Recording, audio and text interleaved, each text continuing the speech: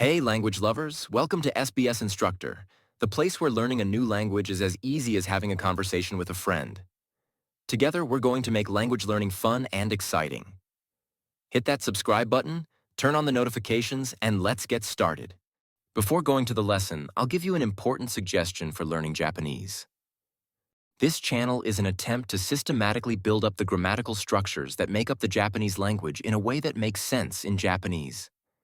It may not be a practical tool for quickly learning immediately usable phrases such as for travel. However, it will logically create successive building blocks that will result in a solid grammatical foundation. This is because this channel does not seek to forcibly create artificial ties between English and Japanese by presenting the concepts in a way that makes sense in English. Instead, examples with translations will show how ideas are expressed in Japanese, resulting in simpler explanations that are easier to understand. In Japanese, the most fundamental grammatical concepts are often the most difficult to truly understand. This means that the hardest part of the language will come first. The hard parts must be covered no matter what. However, if you cover them in the beginning, the easier parts will be all that much easier because they'll fit nicely on top of the foundation you have built.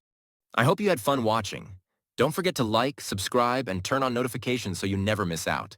Take care, and see you in the next video.